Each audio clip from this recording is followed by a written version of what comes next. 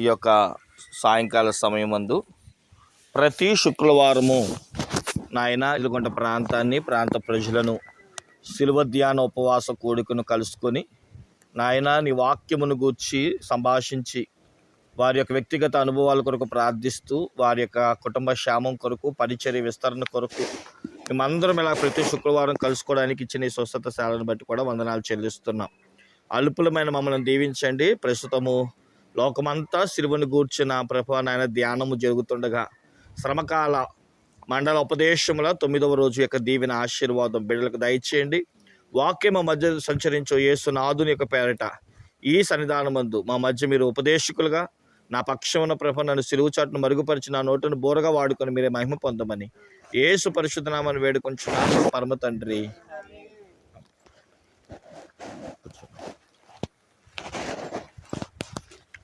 సిలువ ధ్యాన పరులారా, సిలువనాథుడైన దివ్య దేవుని యొక్క మహాకృప ఆశీర్వాదములు మనకు మన కుటుంబాలకు రాకడ పర్యాంతము తోడైండునుగాక.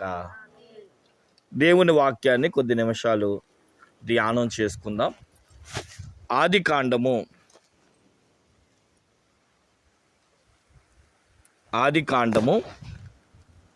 22వ అధ్యాయము 17వ చరణాన్ని చదువుకుందాం. ఆదికాండం 22:17. నేను నిన్ను ఆశీర్వదించి ఆకాశ నక్షత్రము వలె సముద్ర తీరమందలి ఇసుక వలెను నీ సంతానమును నిశ్చయముగా విస్తరింపచేసెదను. నీ సంతతి వారు తమ శత్రువుల గవిని స్వాధీనపరుచుకొందురు. చాలండి. చదవబడిన వాక్యాన్ని మనం పరిశీలించిన వారమైతే ఇది ఒక వాగ్దానం. అయితే పరిశుద్ధాత్మ దేవుడు ఇది అబ్రహాముతో చెప్పబడిన ఒక వాగ్దానం. మన అందరికీ తెలుసు, ఇస్సాకు పుట్టి కొన్ని సంవత్సరాలు అవుతుంది. ఇస్సాకు యవన ప్రాయంలో అడుగుపెట్టాడు. వయసు అనేది ఎక్కడా రాయబడలేదు. కొంతమంది 15 నుంచి 20 సంవత్సరాల వయసు అని అంటూ ఉంటారు. సరే, ఒకానొక సమయం ముందు దేవుడు అబ్రహామును పరిశీలించాలనుకున్నాడు. ఆయన పరిశోధించాలి అనే ఉద్దేశంతో అబ్రహామా అని అబ్రహాముతో మాట్లాడుతూ నీ ఒక్కగానొక కుమారుడు అనగా ఇస్సాకు అన్నాడు. ఎందుకంటే ఇస్సాకు లేక పుట్టాడు. నీ కుమారుడు అని అంటే ఇష్మాయేలుని ఇచ్చేస్తాడేమో అనే ఉద్దేశంతో నీ ఒక్కగానొక కుమారుడు అనగా ఇస్సాకుని నాకు బలి ఇవ్వాలి అన్నాడు. బలి అనేది అబ్రహాముకు కొత్త ఏమీ కాదు. కానీ విచిత్రం ఏంటంటే అంతవరకు పశువులు బలి ఇచ్చాడు. కానీ దేవుడు ఇప్పుడు ఎవరిని అడుగుతున్నాడంటే నరబలిని అడుగుతున్నట్లుగా మనం చూస్తున్నాం. అంటే దేవుడు బలిని కోరుకునేవాడా అని అంటే కాదు.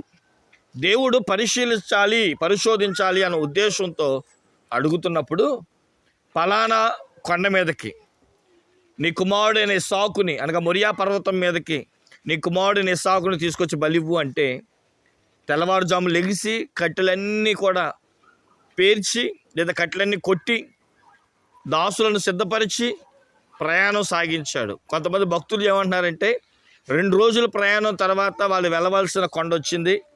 కొండ కింద భాగమునే వారు ఏమంటున్నారంటే ఆ 2 దాసులను అక్కడ ఉండమని చెప్పి తన కుమారుడి యొక్క నెత్తి మీద ఆ పుల్లల మూట పెట్టి ఒక చేత్తో నిప్పు ఒక చేత్తో కత్తి పట్టుకొని అలాగ వారు ఆ మొరియా పర్వతం మీదకి ఎక్కుతున్నారంట.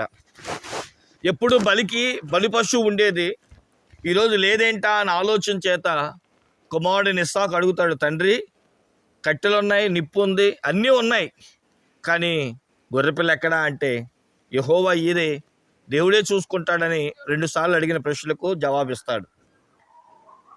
కట్టెలన్నీ పేర్చిన తర్వాత ఇస్సాకు కాలు చేతులు కట్టేసి ఆ కట్టెల మీద వేసి కత్తి తీసి చంపబోతుండగా దేవుడు ఆగమని చెప్పి నువ్వు దేవుడికి భయపడేవాడివి, కారణం దేవుడు ఏదైతే చెప్పాడో దాన్ని వెనదీయకుండా నువ్వు చేసావని చెప్పి ఇదిగో నేను నిన్ను ఆశీర్వదిస్తున్నాను అని ప్రభు అయిన దేవాది దేవుడే స్వయంగా అబ్రహాముకు కొన్ని ఆశీర్వాద వచనాలు చెప్పాడు. నువ్వు ఆశీర్వదించబడతావు, నీ కడుపును పుట్టిన బిడ్డలు ఆశీర్వదించబడతాడు అని చెబుతూ ఈరోజు నన్ను ఆలోచింపచేసి ఈ వాక్యముగా సిద్ధపరిచిన ఒక గొప్ప అంశం ఏంటంటే, నీ సంతానము వారు ఎంతగా ఆశీర్వదించబడతారంటే వాళ్ళు శత్రువుల గవినిలోనికి జొచ్చి దానిని స్వాధీనపరుచుకునేంత అన్నాడు. దేవునికి స్తోత్రం చెప్పండి. హల్లెలూయా. ఈరోజు నేను గవిని అనే ఒక పేరు మీద ఒక అంశాన్ని నేను చెప్పాలని ఆశపడుతున్నా. గవిని అంటే అర్థం ఏంటి?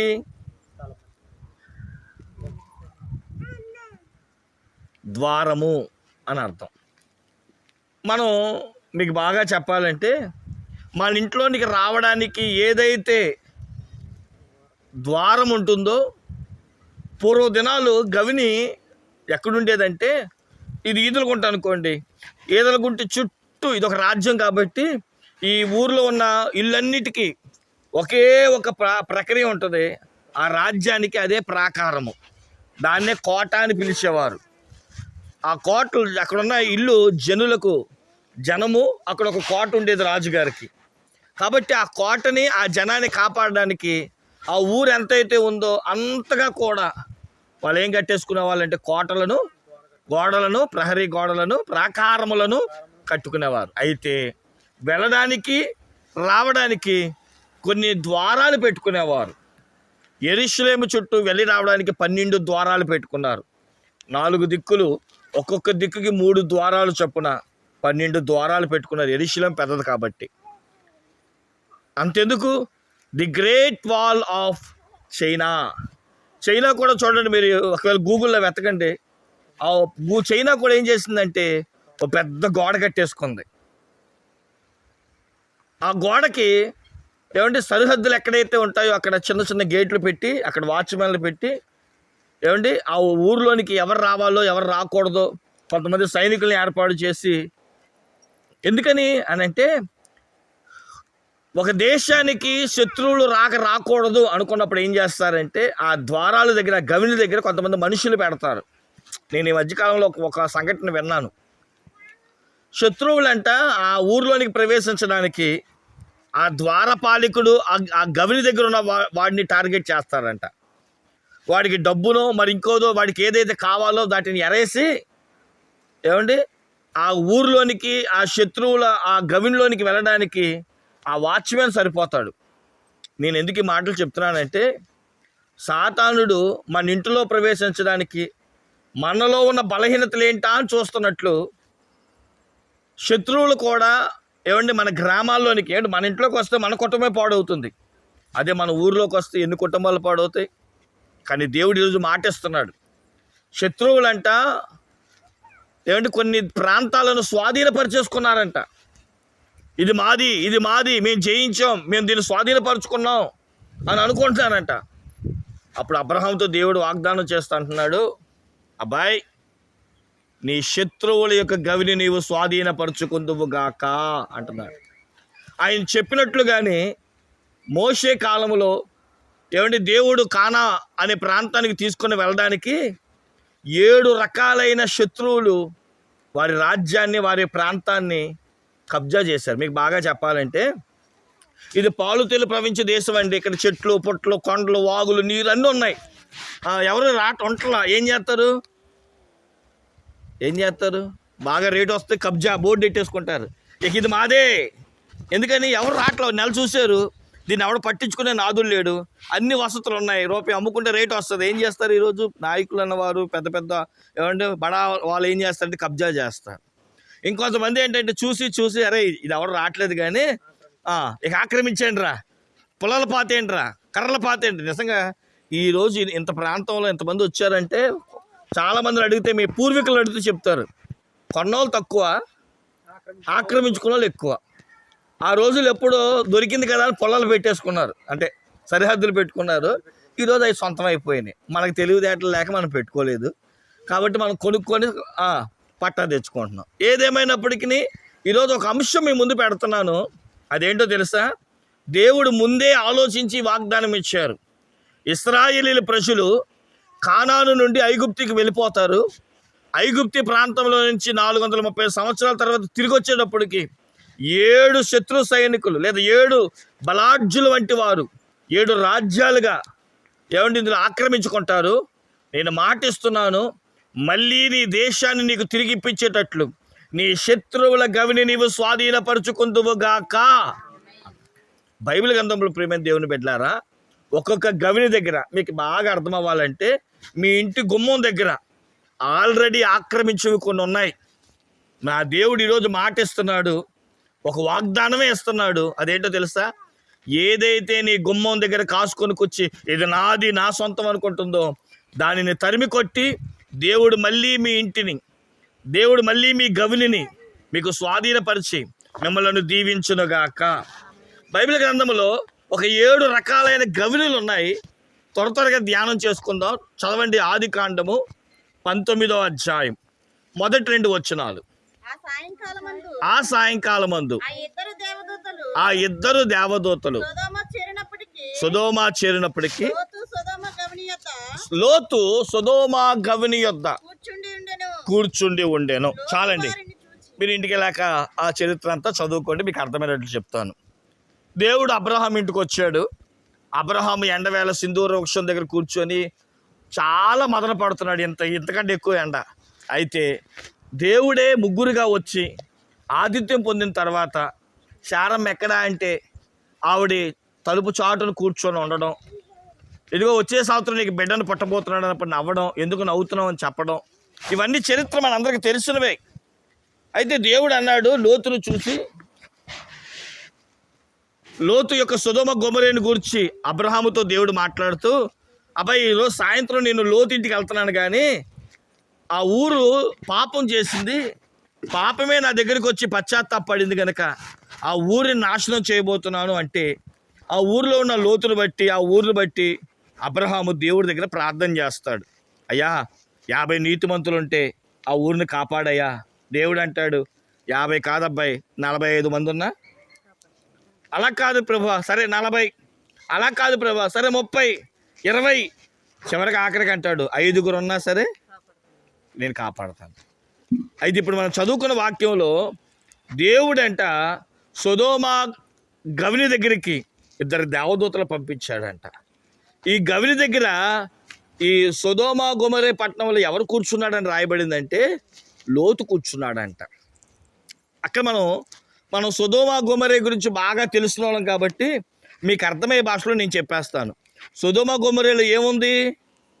పాపం ఉంది, వ్యభిచారం అనే పాపం ఉంది.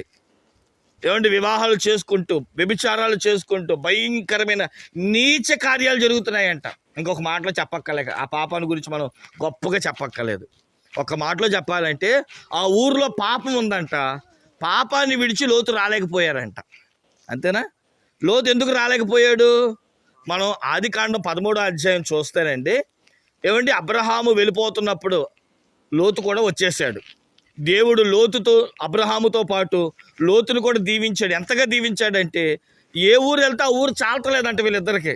అన్ని పశువులు, అంతమంది దాసులు, అంతమంది దాసీలు, ఏమండి అంతమంది ఉండేటప్పటికి ఆ ఊరు చాలకపోతుందంట. పశువులు కాపర్లేవు, కొట్టుకుంటున్నారంట.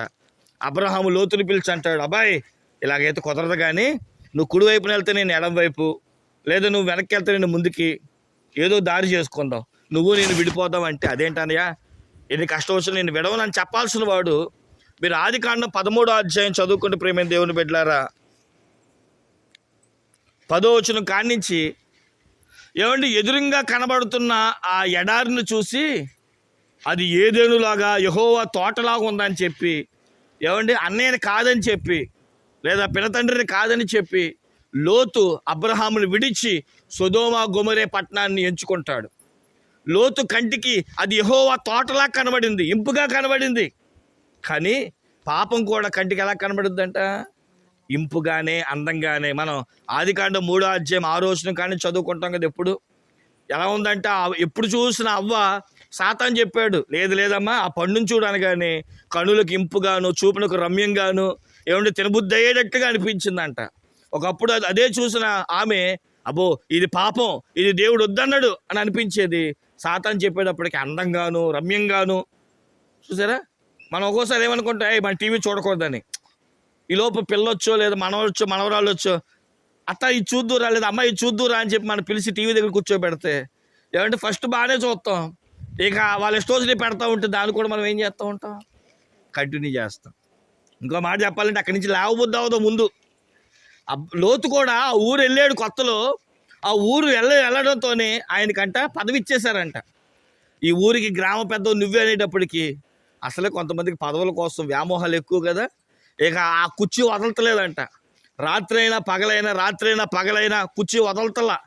అందుకని దేవదూతలు వచ్చినప్పుడు కూడా ఎక్కడ కూర్చున్నాడంట, గవిని దగ్గరే కూర్చున్నాడంట. గవిని అంటే మీకు ఇంకా బాగా అర్థమైంది చెప్పాలంటే, ఊరు పొలిమేరలోనే రచ్చబండలు ఉంటాయి. రచ్చబండలు కూడా ఎక్కడ ఉంటాయి అంటే ఊరు పొలిమేరలోనో లేదా ఊరు మధ్యలోనో ఊరు చివరిలోనో పెట్టుకుంటారు. కాబట్టి ఇక రాత్రనగా పగలనగా రచ్చబండ వదలతలా. దేవుడు ఆ ప్రాంతానికి వెళ్ళేటప్పటికి ఆ గవిని అంతా కూడా పాపముతో నిండింది. కానీ దేవుడు ఆ పాపము నుండి లోతు కుటుంబాన్ని విమోచించాడు. దేవునికి స్తోత్రం చెప్పండి. ఒకవేళ మీ ఇంట్లో కూడా సాతాను ప్రవేశించి ప్రతి నీచ కార్యం జరుగుతుందేమో, మనం కూడా పాపం దగ్గర ఏంటి పాపం చెయ్యక్కర్లా. బైబిల్ ఏమంటుందో తెలుసా, టీవీ ఒక పాపమే, మొబైల్ ఒక పాపమే. ఈరోజు చాలామంది ఇంట్లో కూర్చుంటారు, ఉన్న చోట నుంచి లేవరు. అది టీవీ దగ్గర కావచ్చు, ఊసుల దగ్గర కావచ్చు, ఫోన్ పట్టుకొని కావచ్చు, పని పాటలు పట్టుకొని కావచ్చు. ఎందుకు ఈ మాటలని చెప్తున్నానంటే ఈరోజు చాలామంది కూర్చుండి లేవలేని పరిస్థితికి వచ్చేసాం. కాళ్ళు నొప్పుల వల్ల కాదు, అనారోగ్య పరిస్థితి వల్ల కాదు కూర్చున్నది, పాపములో కూర్చుండిపోయారు.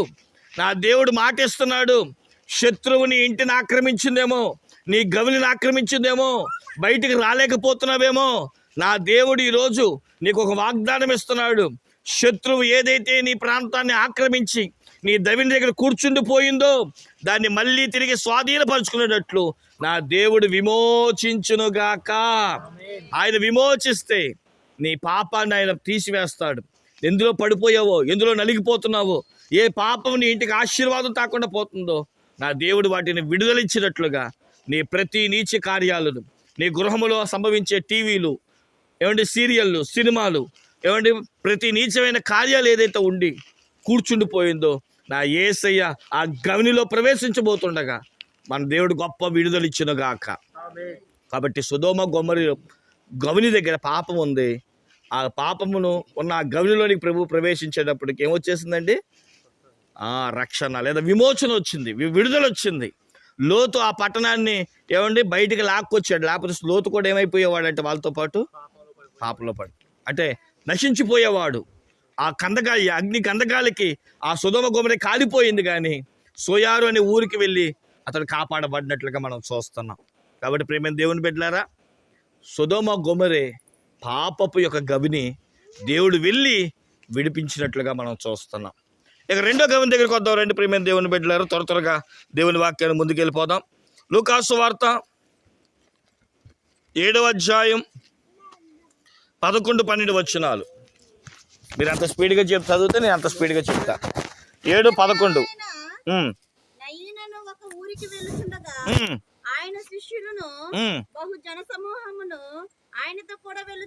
మీరు ఇంటికి వెళ్ళాక అవన్నీ చదువుకోండి, నా మాటలు చెప్తాను వినండి చాలా జాగ్రత్తగా. మొన్నే ఆవిడ భర్తను కోల్పోయింది, ఈరోజు కొడుకును కోల్పోయింది.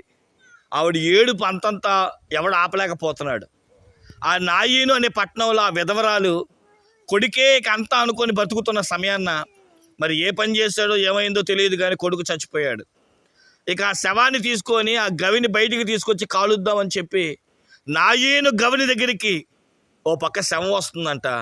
కానీ విచిత్రమైన మాట ఏంటో తెలుసా, అదే ప్రాంతానికి లోపలికి గవినిలోనికి నా యేసు బయలుదేరాడంట. దేవునికి మహిమ కలుగునుగాక. ఆమె ఏడుపును చూశాడు, ఆమె మోస్తున్న వారి ఏడుపును చూశారు. వెంటనే పాడిని ఆపమని చెప్పి పాడిని దింపించి ఆ పాడిని ముట్టగానే వాడు లేచి కూర్చొని మాట్లాడాడంట. రెండో మాట చెప్తున్నాను, నాయీను గవిని చచ్చిన శవాల వలె పడున్నారు.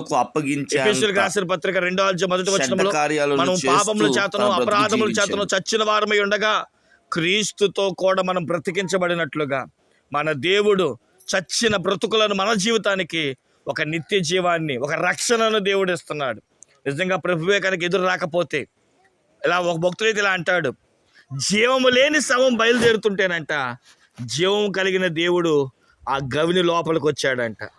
జీవము లేని శవము జీవము కలిగిన ప్రభువును చూడగానే లెగ్స్ కూర్చుందంట. దేవునికి స్తోత్రం చెప్పండి. హల్లెలూయా.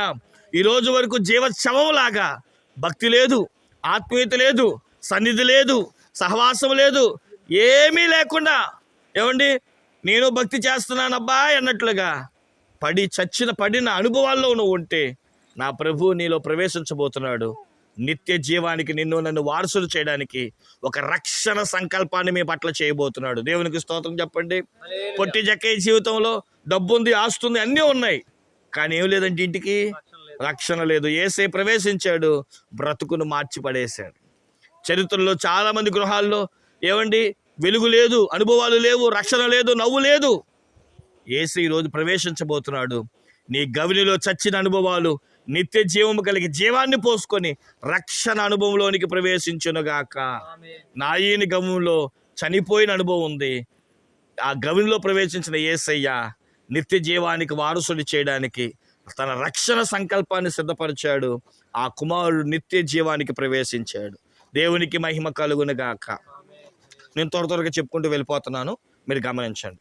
ఇక మూడోది మనం చూద్దాం ప్రియమైన దేవుని బిడ్డలారా. మొదటి రాజుల గ్రంథం 22వ అధ్యాయం 10వ వచనం. మొదటి రాజుల గ్రంథం 22వ అధ్యాయం 10వ వచనం. ఇక్కడ ఇద్దరు రాజులు మనకు కనబడతారు.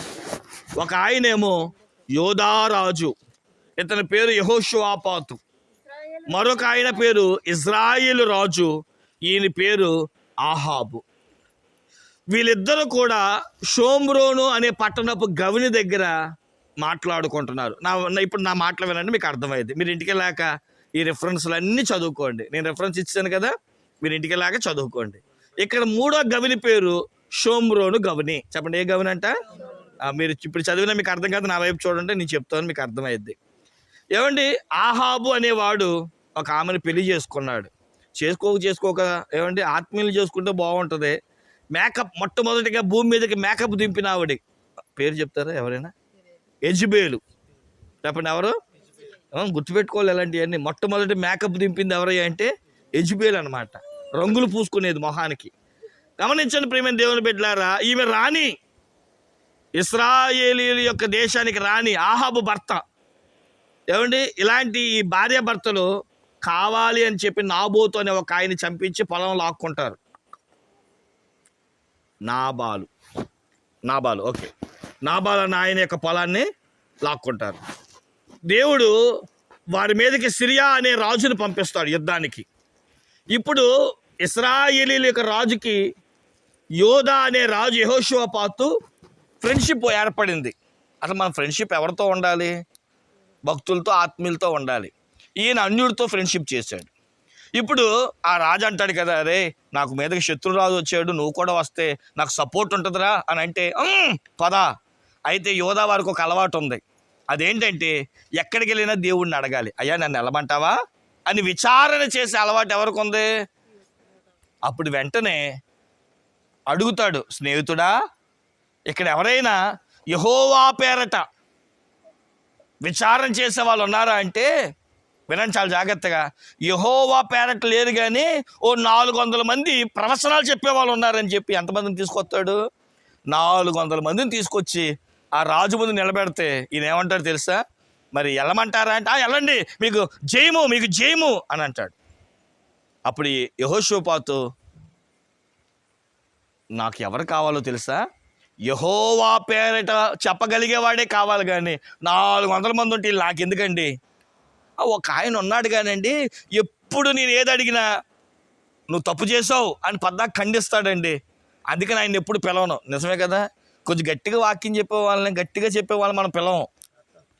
ఏమండి, చక్కగా నవ్వించి కవ్వించి 400 మంది మందల మట్టికి పిలుస్తాం మనం. అప్పుడు ఈ రాజు అంటాడు, అబ్బాయి 100 మంది ఉన్నా దేవుని సేవకుడే, ఆ మేకాయ అని పిలవండి అంటే, ఇశ్రాయేలు రాజు దగ్గరికి వచ్చిన ఆయన అంటాడు, అరే ఈరోజు నీకు పోయే కాలం వచ్చింది అంటాడు. అంటే ఈరోజు నువ్వు చచ్చిపోతున్నావు అని. వెంటనే రాజు అంటాడు, అరే స్నేహితుడు, నేను చెప్పానా, వీడు ఎప్పుడు కూడా మంచి మాటలు మాట్లాడు. ఈయన అంటాడు, దేవుడు చెప్పమన్నాడు, నేను చెప్పానయ్యా, ఈరోజు నువ్వు చచ్చిపోబోతున్నావు, యుద్ధంలో నువ్వు చచ్చిపోతావు, ఇశ్రాయేలు రాజా నీకు చావు, యోధా రాజా నీకు విజయము అన్నాడు. దేవునికి స్తోత్రం చెప్పండి.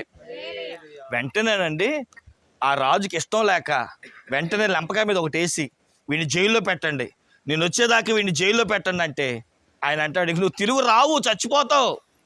యుద్ధానికి వెళ్తారు. ఏమన్నా ఈ రాజు తెలివిగా ఏం చేస్తాడంటే తన స్నేహితుడికి తన బట్టలేసి ఈయన మట్టికి సాధారణ బట్టలు వేసుకొని చప్పుచ ఆడిపోతాడుగా అనే ప్లాన్లో ఉంటే ఈ యోధా రాజుని యెహోషువపాతు యుద్ధంలో మోకరించి ప్రార్థన చేస్తాడు. ఆ ఒక్క కారణం చేత సిరియల్ అంటారు, అరే ఇశ్రాయేల్ రాజు ఏ రోజు మోకరించి ప్రార్థన చేయలేదు అంటే ఆయన కాదు అని చెప్పి గాల్లోకి బాణం విసురుతేనంట అది వెళ్ళి శత్రువు అయిన ఇశ్రాయేల్ రాజు అయిన ఆహాబు గుచ్చుకోవడం, ఆ రథం మీద చనిపోవడం జరుగుతుంది. ఇక్కడ మనం ఏం నేర్చుకోవాలో తెలుసా? దేవుడు ముందే చెప్పాడు, నువ్వు ఏ పని చేసినా అది కలిసి రాదు అంటే చెప్పండి ఏం చేయాలి? మనం మానేయాలా? దేవుడి దగ్గరికి వెళ్తుంటే అలాగే అంటాడులే కానీ మన ఇష్టం అనుకుంటాం. దేవుడు ఒక మాట చెప్పాడు, వద్దు అంటే వద్దు. కానీ వ్యతిరేకంగా వెళ్ళాడు, చావును చూసి వచ్చాడు. కానీ మోకరించి ప్రార్థన చేసిన యెహోషువపాతు, దేవుడు సమాచారాన్ని కలుపుకొని వెళ్ళిన యెహోషువపాతు క్షేమంగా తిరిగి వచ్చాడు, గొప్ప విజయంతో తిరిగి వచ్చాడు. దేవునికి స్తోత్రం చెప్పండి. హల్లెలూయా.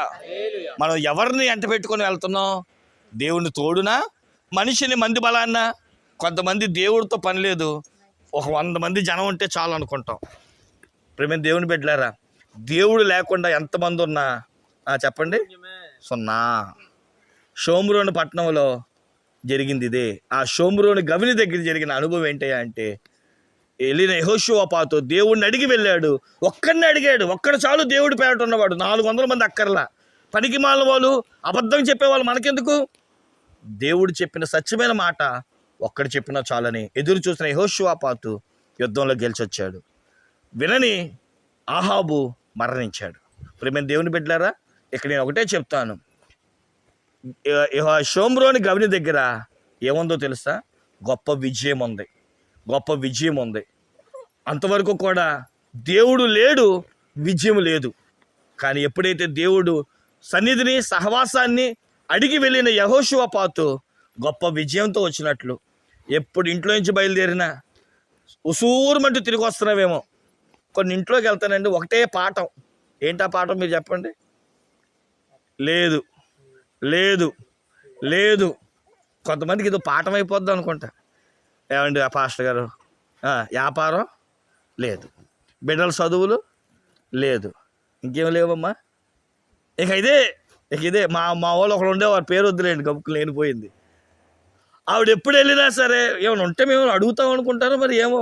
నేను సేవకుడు కాకముందే ఆవిడ నోటంటే ఎప్పుడు వచ్చినా అలా ఆయన వస్తా ఇంత డబ్బులు వేసుకొని వస్తాడు వ్యాపారం చేసుకొని. కానీ నలుగురికి ఏం చెప్పిందంటే ఆవిడ, లేదక్క అన్నయ్య వెళ్ళొచ్చాడు కానీ ఏమీ లేదక్క, ఎప్పుడు చూసినా ఉసూరు. ఎప్పుడైతే లేదంటుందో అలాగే ఎంత డబ్బు తెచ్చినా చెప్పండి ఖాళీ అయిపోతూ ఉంటుంది. కాబట్టి గమనించిన ప్రియులారా, షోమ్రోను గవిని దగ్గర ఆశీర్వాదం లేదు. కానీ ఎప్పుడైతే దేవుడు ప్రవేశించాడో ఆ ప్రాంతానికి ఏమొచ్చిందంట? విజయం వచ్చింది. ఇక 4వ గవిని దగ్గరికి వస్తున్నాం. చూడండి ప్రియమైన దేవుని బిడ్డలారా, మొదటి రాజుల గ్రంథం 17వ అధ్యాయం 10వ వచనం. ఇక్కడ మీ అందరికీ తెలుసు, ఏలియా అనే దైవజనుడు ఉన్నాడు. 3.5 సంవత్సరాలు వర్షం రాదని చెప్పాడు, వర్షం రాలా. 6 నెలలు ఒక వాగు దగ్గర కాకులు రొట్టి మాంసం తెస్తే తిన్నాడు. మరి రొట్టి మాంసం రాజుగారి దగ్గర ఎంతకాలం ఉంటుంది? వర్షం లేదు, నీళ్ళు లేవు కాబట్టి ఆ నీరు ఎండిపోయింది ఆ కేరేతు ఆ ప్రాంతం దగ్గర. దేవుడు అడుగుతాడు, అయ్యా మరి నన్ను ఎవరు పోషిస్తారు అంటే ఒక విధవరాలిని నిన్ను పోషిస్తుంది. ఎక్కడ చెప్పండి? సారేపాతు గవిని దగ్గర. సరే వెళ్తాడు. ఆ సారేపాతు విధవరాలు ఆ గవిని దగ్గర ఏం చేస్తా చెప్పండి? పొల్లలు ఏరుకొని వినాలి, చాలా జాగ్రత్తగా వినాలి. పొల్లలు ఏరుకుంటుంది. ఆ గవిని దగ్గరికి వెళ్తాడు. కరువులో ఉంది. ఆమె ఏమనుకుంటుంది?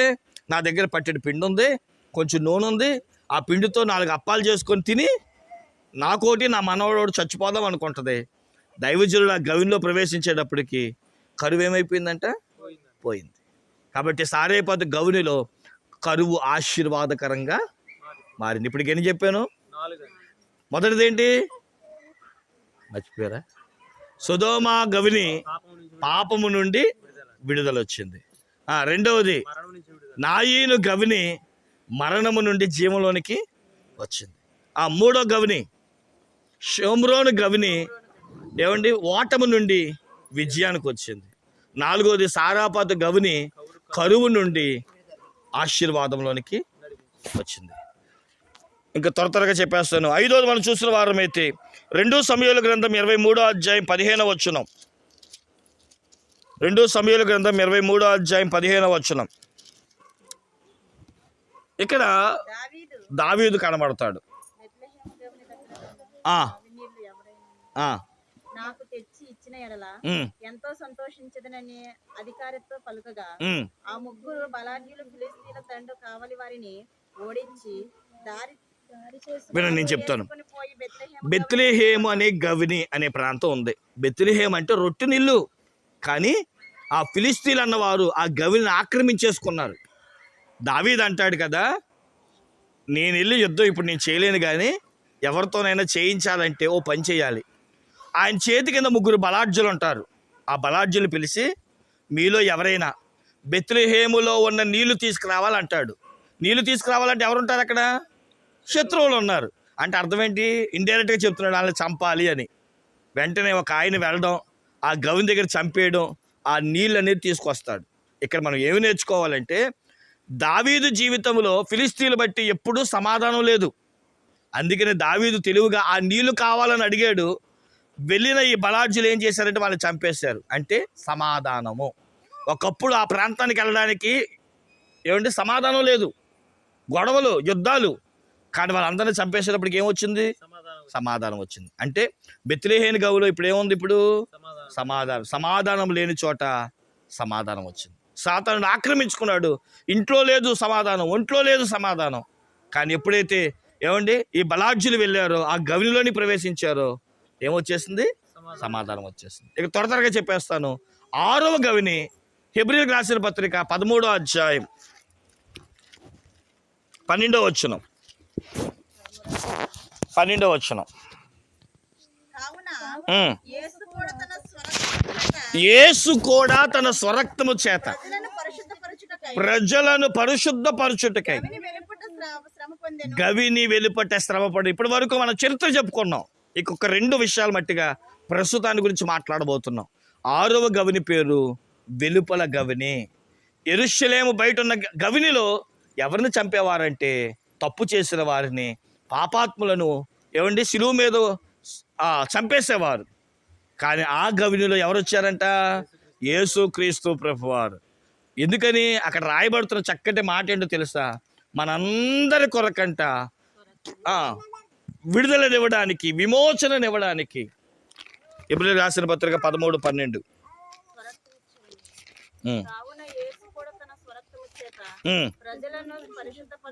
అది ప్రజల్లో ఏమి లేదు? పరిశుద్ధత లేదు. ఆయన శిలువ యాగము ద్వారా ఆ గవినిలోనికి ప్రవేశించిన ఆ యొక్క గవినిని దేవుడు ఆయన రక్తము చేత పరిశుద్ధపరిచినట్లుగా చూస్తున్నాం. ఒక మాట చెప్పాలంటే, ఊరు బయటికి ఇప్పుడు చూడండి, ఊరు బయటికి వెళ్ళాలంటే చిరాకు పడతాం, శ్వసనాలు ఉంటాయి. అరే ఇక్కడికి వచ్చినప్పుడే శ్వసన చిరాకు పడతాం. అలాగే ఇశ్రాయేల్ ప్రాంతంలో అంటే యెరూషలేములో ఆ గవిని దగ్గర పాపాత్ములు అందరినీ చంపుతారంట. అంటే ఎవరు చూసినా అసహించుకుంటారంట. కానీ ఈరోజు ఆ గవినికి ఒక ప్రత్యేకత వచ్చేసింది. యేసుక్రీస్తు చనిపోయాడు ఇక్కడే అని చెప్పండి. యాత్రికులుగా ఈ లెంట్ డేస్లో ఏం చేస్తారు చాలామంది? ఆ యెరూషలేమునికి వెళ్ళి ఆ యేసే సమాధి ఎక్కడో, ఆయన ఎక్కడ చంపారో చూసి చెప్పరే సంతోషిస్తారు. పనిగట్టుకొని ఆయన సమాధి ఎక్కడుందా, ఆయన ఎక్కడ చంపారా అని ఎత్తుక్కొని వెళ్తున్నారు. కారణం ఏంటో తెలుసా? ఒకప్పుడు శాపగ్రస్తంగా మారింది. యేసయ్య ఎప్పుడైతే శిలువ మీద చనిపోయాడో, ఆ గవిని వెలుపడ చనిపోయాడో, ఆ గవిని కంటే ప్రత్యేకత వచ్చేసిందంట, పరిశుద్ధత వచ్చేసిందంట.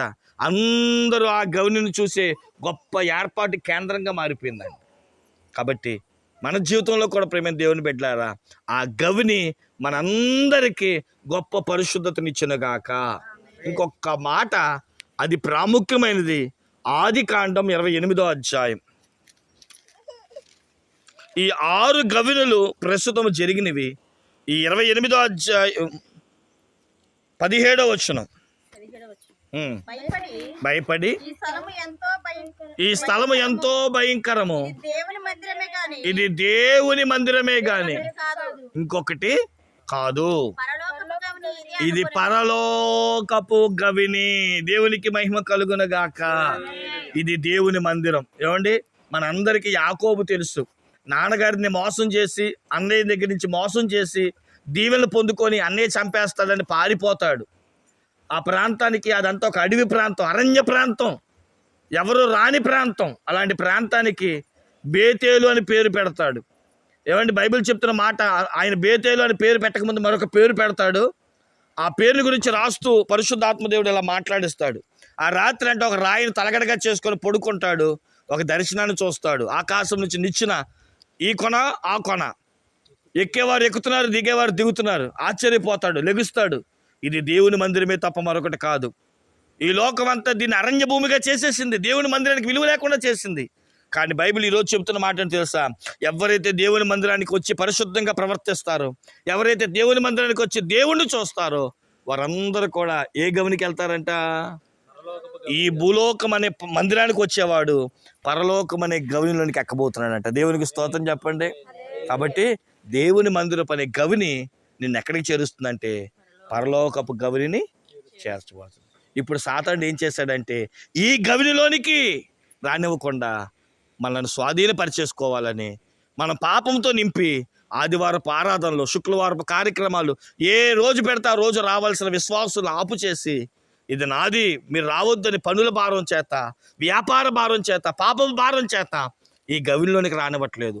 ఇక్కడికి వచ్చిన వారందరూ పరలోకానికి వెళ్ళిపోతారని తెలుసుకున్న సాతానుడు మందిరాల మీద దాడి చేస్తున్నాడు. కాబట్టి ప్రేమ దేవుని బిడ్డలారా, గవినులను సాతానుడు స్వాధీనపరచుకుంటా ఉంటే దేవుడు ఆయా గవిలోనికి ప్రవేశించి మనందరికి ఆశీర్వదిస్తాడు. అందుకని అబ్రహాముతో ముందే చెప్పాడు, రాబోతున్న రోజుల్లో నీ శత్రువులు నీదని ఆక్రమించుకున్న ప్రతి గవినిలోనికి నీ దీవెనలు, నీ ఆశీర్వాదాలు, నీ విడుదల, నీ విమోచన, నీ విజయ పథకాన్ని ఎగరైపోతున్నావు.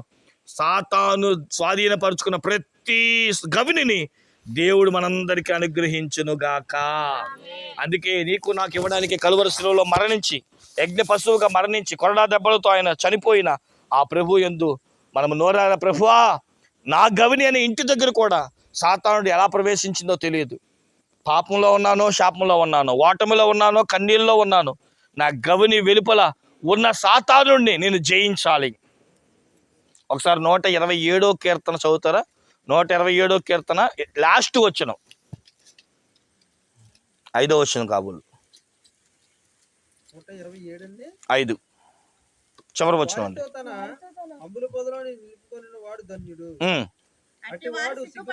అట్టివాడు సిగ్గుపడక గుమ్మములతో ఉన్న తన విరోధితో వాదించెదరు. ఎవరు వారు?